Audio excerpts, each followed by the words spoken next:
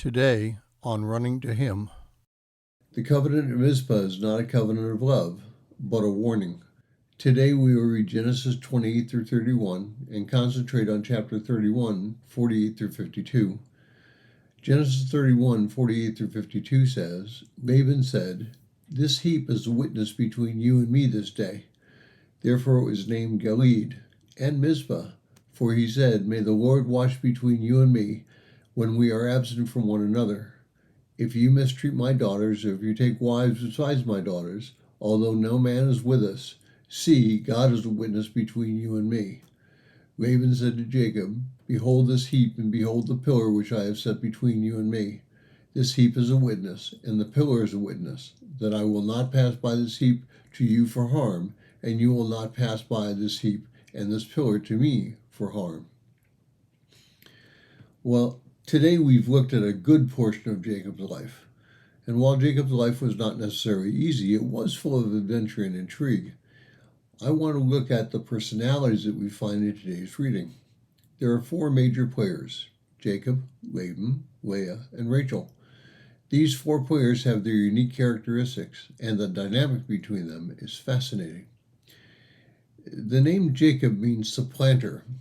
Jacob took something that did not belong to him when he received Isaac's blessing instead of Esau receiving it. And that was Jacob's personality. He figured out ways to get what he wanted.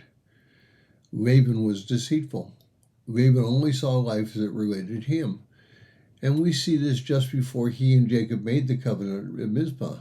He told Jacob that all his daughters and grandchildren and everything that Jacob would work for were not Jacob's. Instead, it was Laban's. Leah was the most trampled upon of all the people in our story. She was constantly seeking Jacob's approval and love.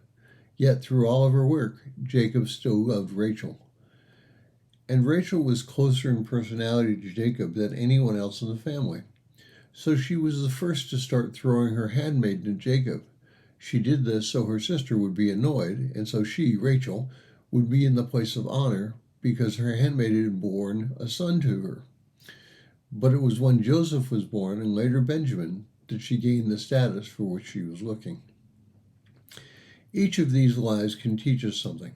Jacob was a conniver. He could figure his way out through any situation and come out on top.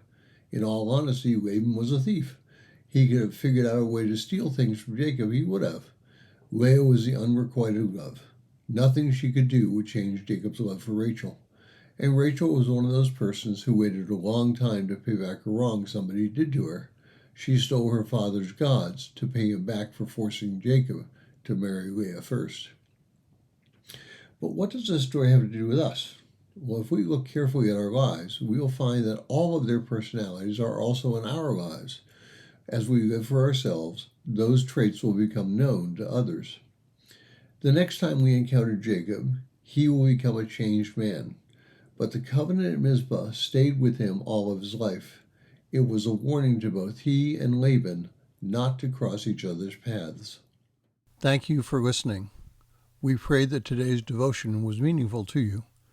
We would love to hear from you. You can use either Facebook or YouTube to like, subscribe, share, and tell others about us.